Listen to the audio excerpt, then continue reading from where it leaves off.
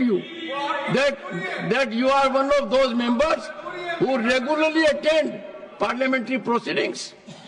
You are very well prepared on occasions.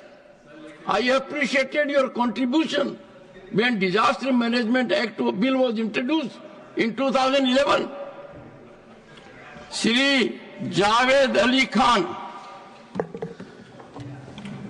धन्यवाद सभापति जी।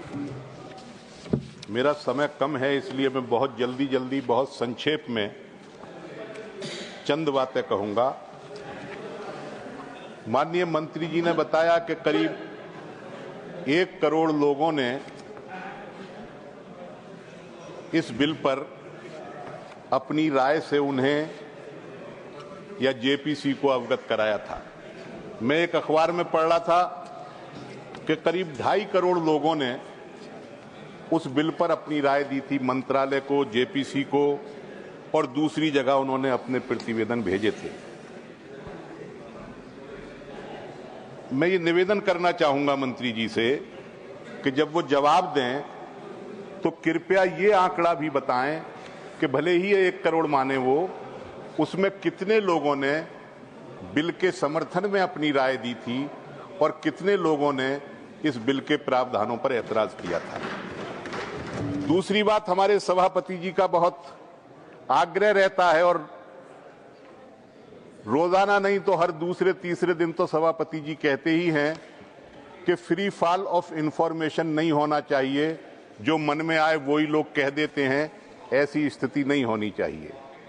मैं कई दिन से सुन रहा हूं, कल लोकसभा के अंदर भी और आज राज्यसभा में भी माननीय अल्पसंख्यक विभाग के मंत्री जी, माननीय मंत्री जी ने कहा कि संसद भवन भी वक्फ के कब्जे में आने वाला था अगर सरकार नहीं बनती मोदी जी की तो। और एक साहब बोल रहे थे, उन्होंने तो कहा कि बद्रीनाथ के मंदिर पर भी वक्फ का कब्जा होने वाला था।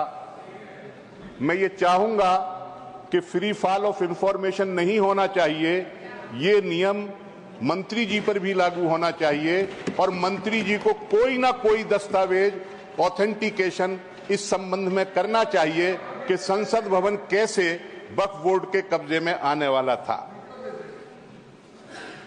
इतना जोश में है सर, कल पास हो गया है लोकसभा में बिल, तो कहने लगे साहब हमने 31 मेंबर की कमेटी बनाई और 2011 में जो कमेटी बनी थी उसमें 13 ही मेंबर थे। मंत्री जी, आप बहुत जिम्मेदार मंत्री हैं, आपको थोड़ा सा फैक्ट बताना चाहिए। वो जेपीसी नहीं थी, वो सिलेक्ट कमेटी थी राज्यसभा की, और राज्यसभा की सिलेक्ट कमेटी में इतने ही मेंबर होते हैं। आप ऐसे करके दिखा रहे हैं जैसे 31 मेंबर की कमेटी बनी और इन्होंने 13 मेंबर की बनाई थी, और आपकी पार्टी के 3 लोग उस कमेटी के अंदर थे, एक ने भी नोट ऑफ डिसेंट नहीं दिया है। पूरी रिपोर्ट मेरे पास रखी है, अगर दिया हो तो बताइए।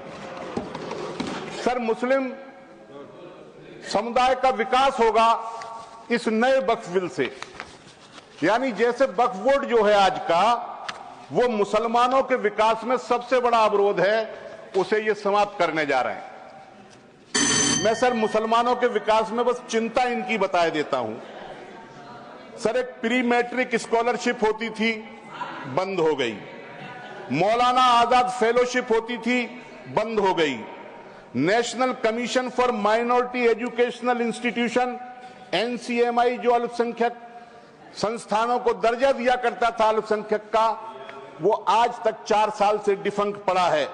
National minorities development and finance corporation NFDFC किस हाल में है, माननीय मंत्री जी बताएंगे। मौलाना आजाद एजुकेशन फाउंडेशन कहां विलुप्त हो गया, आज मंत्री जी बताएंगे। एक संस्था है उर्दू के विकास की, NCPUL, national council for the promotion of Urdu language.